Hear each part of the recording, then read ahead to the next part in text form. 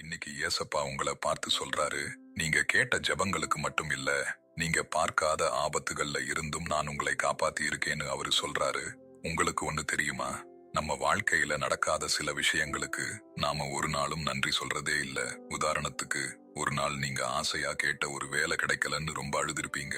ஏன் ஏசப்பா எனக்கு மட்டும் இப்படி நடக்குதுன்னு கோவப்பட்டிருப்பீங்க. ஆனா கொஞ்ச நாள் கழிச்சுதான் தெரிஞ்சிருக்கும் அந்த இடத்துல எவ்வளவு பெரிய பிரச்சனை இருந்துச்சுன்னு. அப்பதான் உங்களை ஏமாத்த வந்த ஒரு மனுஷங்கிட்ட இருந்து தேவன் உங்களை எப்படி காப்பாத்தினாருன்னு உங்களுக்கு முழுசா புரிஞ்சிருக்கும். நீங்க அன்னைக்கு அழுத அந்த இல்லை இன்னைக்கு உங்களை பெரிய ஆபத்துல இருந்து காப்பாத்தி இருக்கு இல்லையா? கேளுங்க, பைபிள்ல சங்கீதம் 121 அதிகாரம் 8 ரொம்ப அழகா சொல்லுது.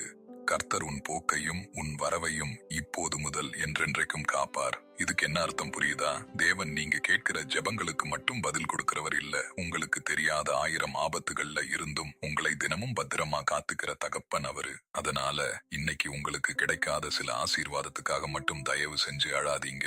நீங்க கேட்காமலேயே அவர் கொடுத்த பாதுகாப்புக்காக ஒரு நிமிஷம் தேவனுக்கு நன்றி சொல்லுங்க.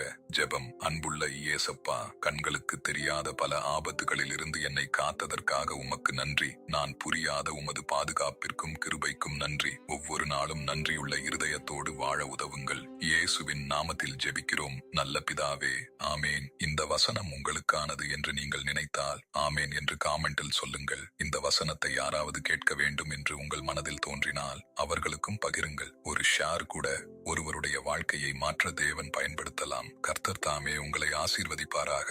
ஆமேன்.